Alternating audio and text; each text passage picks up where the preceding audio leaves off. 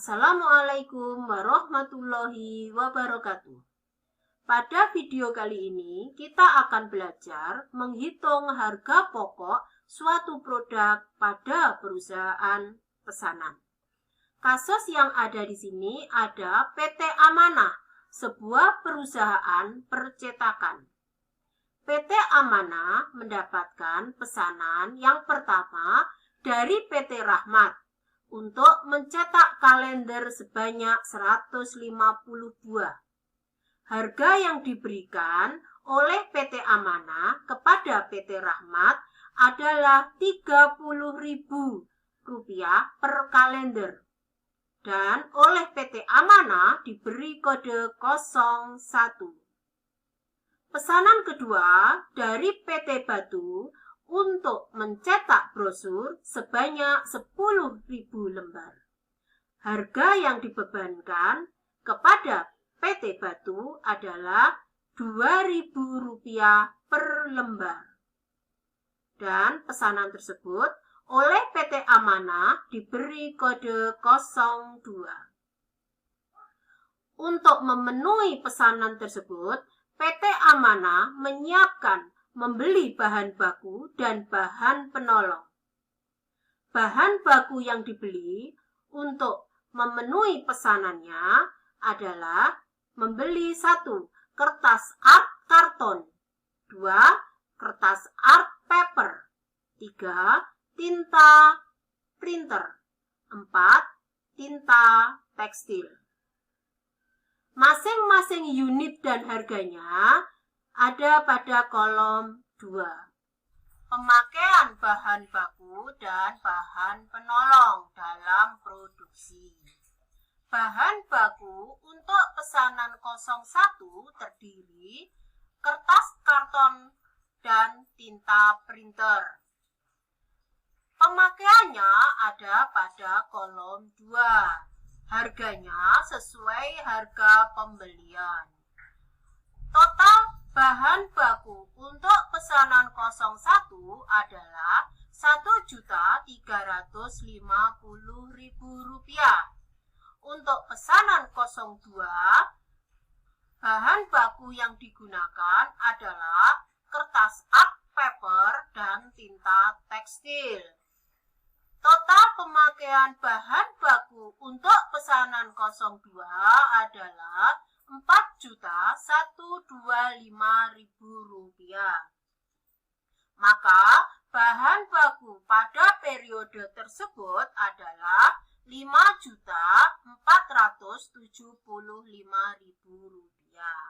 Di samping memakai bahan baku, proses produksi juga menggunakan bahan penolong.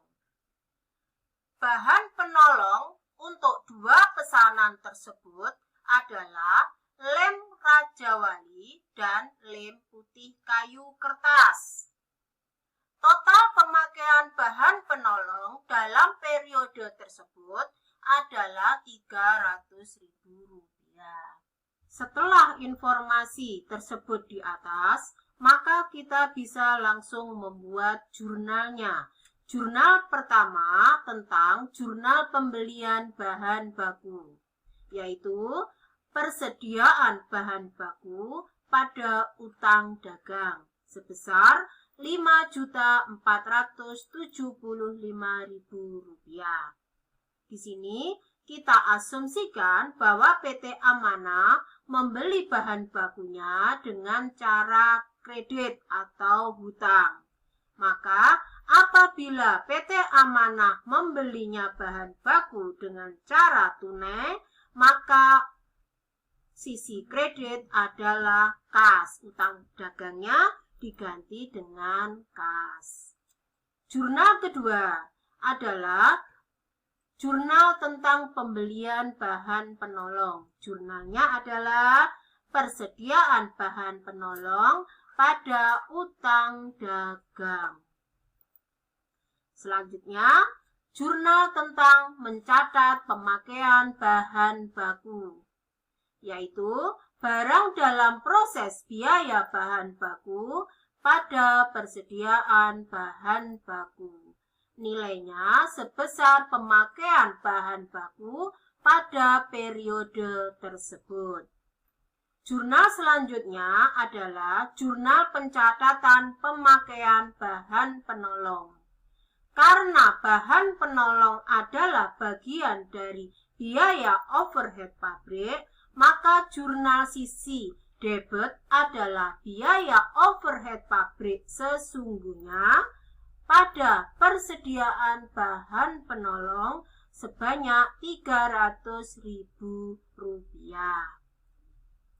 Selanjutnya, setelah kita membuat jurnal tentang bahan baku, kita tulis pada kartu harga pokok pesanan. Masing-masing pesanan kita buatkan kartu harga pokok pesanan sendiri. Ini adalah kartu harga pokok pesanan untuk 01. Ini nama perusahaan kita, PT Amanah. Lalu pemesannya adalah PT Rahmat. Jenis pesanannya adalah kalender. Jumlahnya adalah 150 kalender.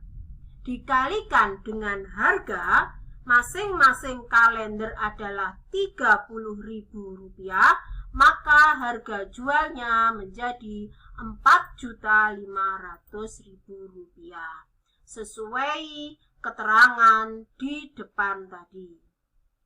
Pada dasarnya, kartu harga pokok pesanan terdiri dari 3 kelompok. Yang pertama adalah biaya bahan baku. Kelompok kedua adalah biaya tenaga kerja. Kelompok ketiga adalah biaya overhead pabrik. Karena kita sudah membuat jurnal bahan baku, maka kita bisa memasukkan bahan baku pada kartu harga pokok pesanan. Di sini untuk pesanan 01, bahan baku yang dipakai adalah kertas, art karton, dan tinta printer pigmen. Nilainya sesuai pemakaian.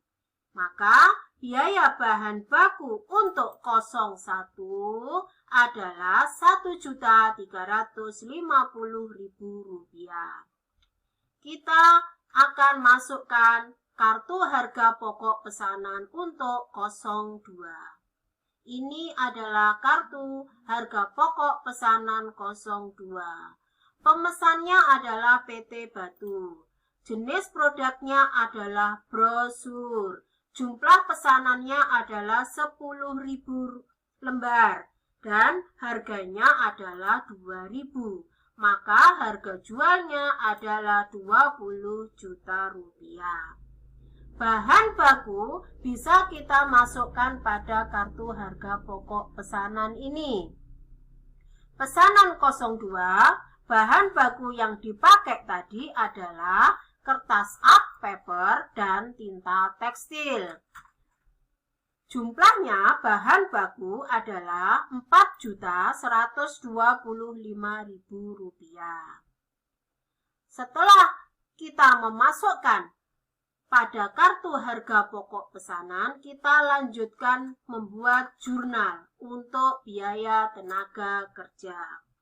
Jurnal pencatatan biaya tenaga kerja yang terhutang oleh perusahaan adalah jurnalnya gaji dan upah pada utang gaji dan upah sebanyak total biaya tenaga kerja pada PT Amanah.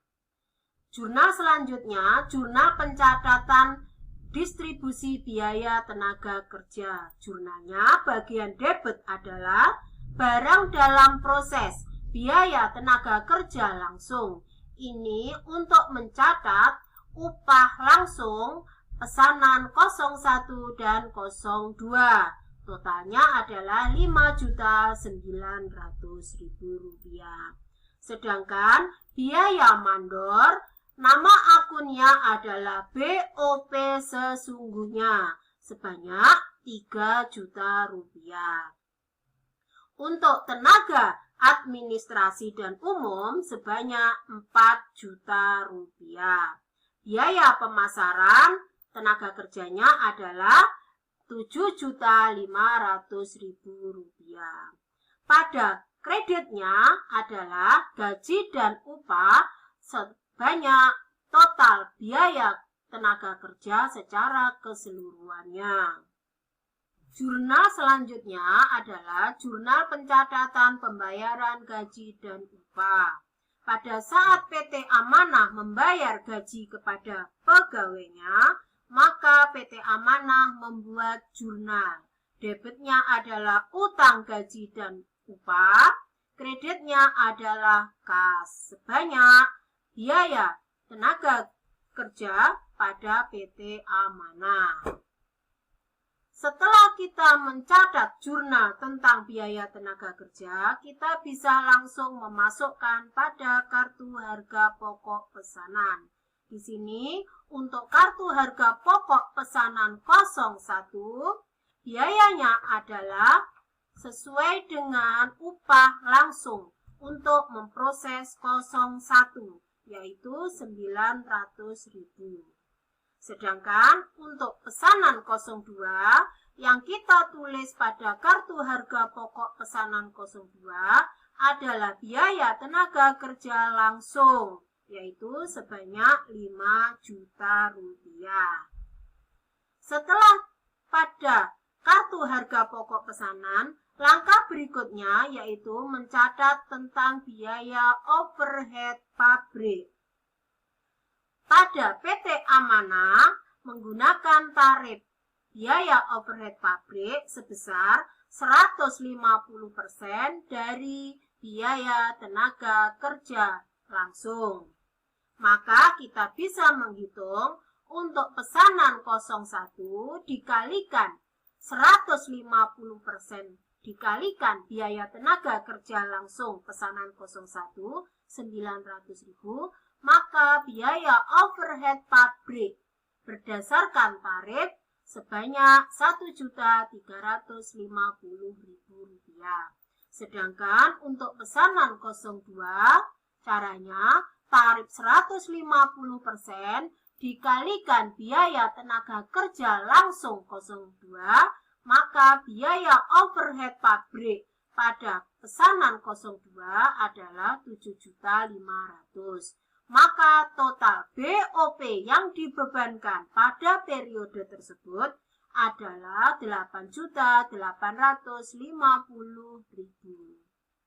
Setelah kita menghitung BOP pembebanan, maka kita bisa mencatat jurnalnya. Jurnalnya adalah barang dalam proses biaya overhead pabrik pada biaya overhead pabrik yang dibebankan sebesar total BOP yang dibebankan, yaitu 8.850.000.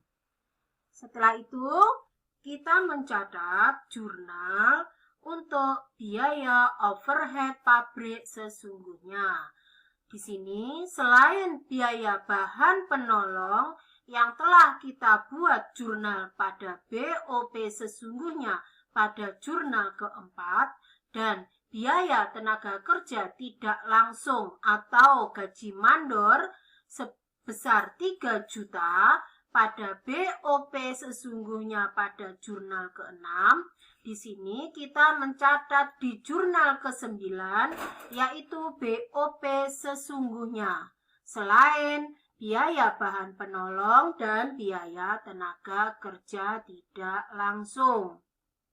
Di sini jurnalnya adalah debitnya adalah biaya overhead pabrik sesungguhnya pada masing-masing biaya BOP sesungguhnya.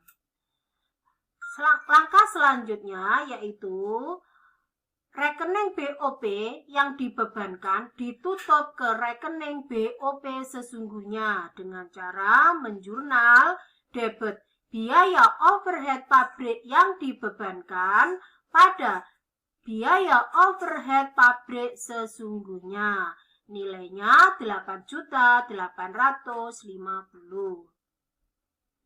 Langkah selanjutnya kita menghitung selisihnya antara BOP yang dibebankan dan BOP yang sesungguhnya. Kita hitung dulu BOP yang sesungguhnya, yaitu pada jurnal keempat ada BOP sesungguhnya untuk bahan penolong, ada jurnal keenam ada BOP sesungguhnya biaya tenaga kerja tidak langsung, dan ada jurnal ke-9 yaitu biaya BOP sesungguhnya lainnya. Total BOP keseluruhan BOP sesungguhnya adalah 9 juta. Dan kita bandingkan dari jurnal ke-10 yaitu BOP yang dibebankan sebesar 8.850.000. Jadi, antara BOP sesungguhnya dan BOP yang dibebankan ada selisih Rp150.000. Setelah kita tahu selisihnya, kita buatkan jurnal ke-11, yaitu jurnal debit selisih biaya overhead pabrik pada biaya overhead pabrik sesungguhnya sebesar Rp150.000. Setelah jurnal BOP selesai, kita bisa memasukkan pada kartu harga pokok pesanan. Ini adalah kartu harga pokok pesanan 01. Kita masukkan di kolom biaya overhead pabrik sebesar tarifnya, yaitu tarif 150%. Dikalikan biaya tenaga kerja langsung, biayanya adalah 900.000, maka BOP pembebanan pada 01 adalah 1.350.000. Untuk harga pokok pesanan 02, maka 150% dikalikan biaya tenaga kerja langsung sebesar 5 juta, maka BOP pembebanan pada pesanan 02 adalah Rp7.500.000. Dan dari kartu harga pokok pesanan 01 dan 02 kita total jumlahnya. Di sini untuk 02 bahan baku 4.125.000 ditambah biaya tenaga kerja 5 juta ditambah BOP pembebanan 7.500.000, maka jumlah total biaya produksi pada kartu harga pokok pesanan adalah 16.625.000 untuk pesanan 02. Setelah itu, kita lanjutkan mencatat harga pokok produk jadi. Misal, pada pesanan 01, produknya telah selesai diproduksi, maka kita bisa menjurnal pada jurnal ke-12. Jurnalnya yaitu persediaan produk jadi, kreditnya adalah barang dalam proses bahan baku sebanyak bahan baku yang dipakai pada kartu harga pokok pesanan, lalu barang dalam proses biaya tenaga kerja langsung, dan barang dalam proses BOP pada kartu harga pokok pesanan.